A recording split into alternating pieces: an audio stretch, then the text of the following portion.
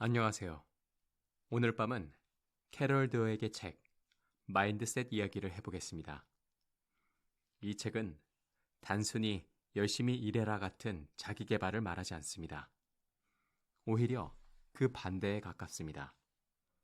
사람이 왜 열심히 일하다가도 어느 순간 멈추게 되는지, 그리고 왜 똑같은 실패를 겪어도 어떤 사람은 더 깊게 꺾이고 어떤 사람은 다시 일어서는지, 그 차이가 어디서 시작되는지를 아주 조용하게 설명합니다. 우리는 보통 능력을 생각할 때 재능, 머리, 센스, 타고난 같은 단어를 먼저 떠올립니다. 그런데 이 책은 그 단어보다 한 단계 앞에서 질문을 하나 던집니다. 당신은 능력을 어떤 것으로 믿고 있나요? 고정된 것으로 믿나요? 아니면 자라날 수 있는 것으로 믿나요? 그리고 여기서부터 우리가 살아가는 방식이 달라진다고 말합니다. 정말로요. 마인드셋이 제시하는 핵심은 딱 두 가지입니다. 고정 마인드셋, 그리고 성장 마인드셋. 고정 마인드셋은 이렇게 믿는 믿음입니다. 능력은 정해져 있다. 나는 원래 이 정도다. 어떤 건 타고나야 한다. 이 믿음이 사람을 나쁘게 만들지는 않습니다. 다만 삶의 많은 순간을 평가로 바꿔버립니다. 공부도, 일도, 관계도. 결국은 내가 어떤 사람인지, 내가 괜찮은 사람인지, 그걸 증명해야 하는 자리가 됩니다. 반대로 성장 마인드셋은 이렇게 믿는 믿음입니다. 능력은 자라날 수 있다. 방법이 바뀌면 결과도 바뀐다. 연습과 전략과 도움으로 지금보다 나아질 수 있다. 여기서 중요한 건 성장 마인드셋은 무조건 된다는 낙관이 아니라는 점입니다. 오히려 더 현실적입니다.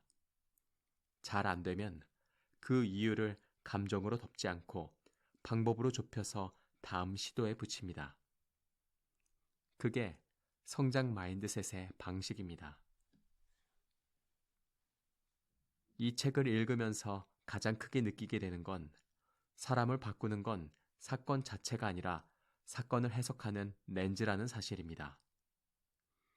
예를 들어 볼게요. 어떤 일이 잘 안 됐습니다. 시험이든 프로젝트든 관계든 결과가 생각보다 나쁩니다.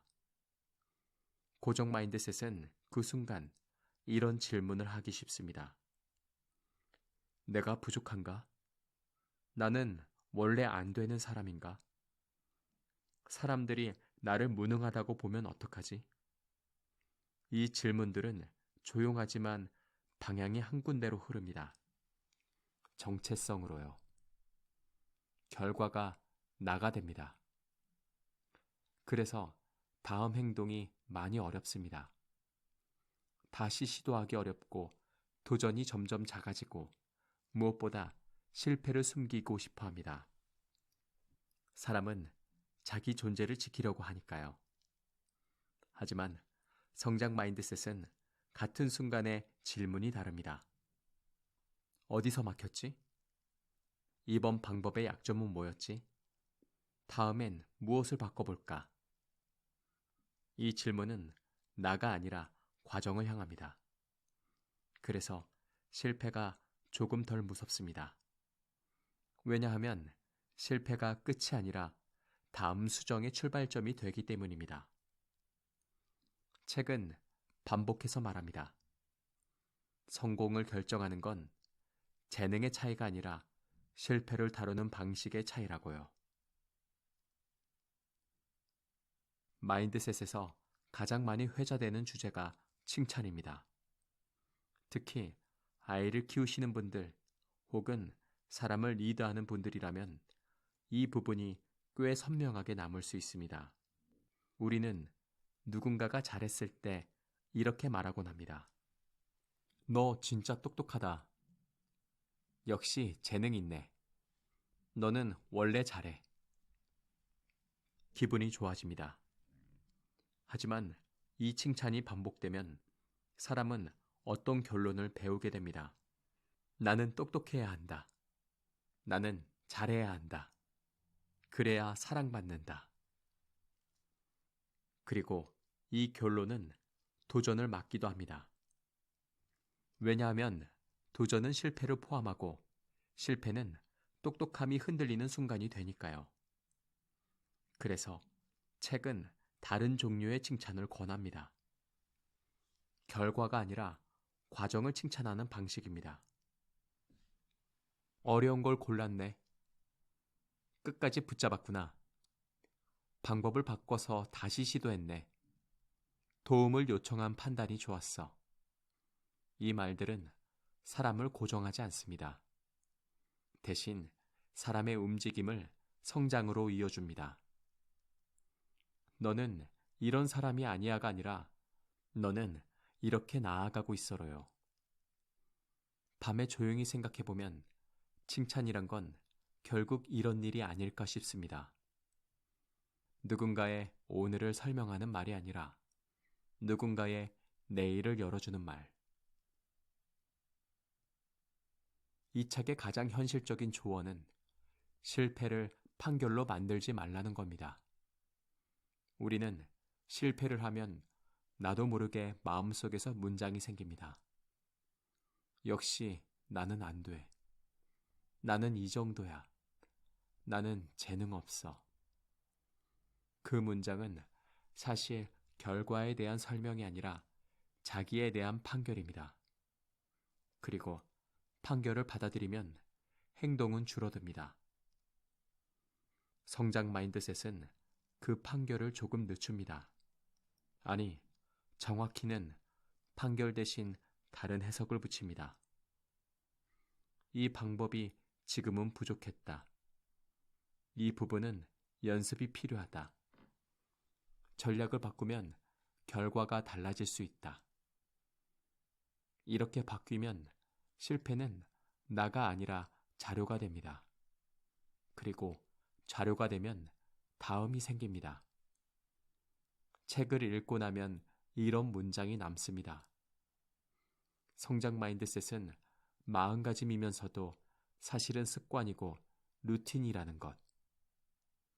실패 뒤에 자동으로 하는 행동이 바뀌면 사람은 정말 달라집니다. 마인드셋은 공부 이야기에서 멈추지 않습니다. 관계, 조직, 리더십으로 확장됩니다. 왜냐하면 마인드셋은 결국 사람을 대하는 방식이기 때문입니다. 관계에서 고정 마인드셋이 강하면 사람은 이렇게 믿기 쉽습니다. 좋은 관계는 원래 편해야 한다. 맞는 사람이라면 말 안 해도 통한다. 갈등이 생기면 우리는 안 맞는 거다. 그래서 갈등이 오면 대화가 아니라 판정을 내립니다. 맞다, 틀리다. 좋다, 나쁘다. 반면 관계에서 성장 마인드셋은 이렇게 봅니다. 좋은 관계는 조율로 만들어진다. 갈등은 끝이 아니라 설명이 필요한 신호다. 관계도 결국 학습의 영역이 됩니다. 서로를 배우는 것, 서로의 언어를 맞추는 것. 그 과정이 없으면 편안함도 오래가지 않는다는 걸 성장 마인드셋은 알고 있습니다. 조직도 비슷합니다. 고정 마인드셋 문화는 실수하지 않는 사람은 유능하다고 여기기 쉽습니다. 그러면 사람들은 실수를 숨기고 보고를 늦추고 안전한 선택만 하게 됩니다. 겉으론 조용하지만 내부의 개선은 점점 느려집니다. 성장 마인드셋 문화는 실수를 칭찬하지 않습니다. 대신 실수에서 배운 것을 시스템으로 만듭니다. 리뷰, 회고, 실험, 피드백, 실수 뒤에 무엇을 했는지가 문화가 됩니다. 이제 실전으로 정리해 보겠습니다. 못해를 아직으로 바꾸기. 나는 못해. 이 문장을 이렇게 바꿔봅니다. 나는 아직 못해. 짧지만 이 말은 삶의 방향을 바꿉니다. 끝이 아니라 과정이 됩니다. 결과 뒤에 전략 질문 하나 붙이기. 잘했든 못했든 항상 같은 질문을 하나 붙여보세요. 이번엔 어떤 전략이 먹혔지? 어디가 약했지? 다음엔 무엇을 바꿀까? 이 질문이 반복되면 사람은 실패를 덜 두려워하게 됩니다. 실패가 나를 흔드는 게 아니라 방법을 수정하게 만들기 때문입니다. 피드백을 나가 아니라 방법으로 받기. 조언을 들었을 때 내가 별로라는 말로 듣는 순간 방어가 시작됩니다. 하지만 내 방법 중 일부를 고치는 말로 들으면 흡수가 시작됩니다. 도전 난이도를 조금 불편한 수준으로 고정하기. 너무 쉬우면 성장하지 않고 너무 어려우면 포기합니다. 성장 구간은 보통 조금 불편한 수준에 있습니다. 노력만 하지 말고 도움 요청까지 포함하기. 성장 마인드셋은 노력만 외치지 않습니다.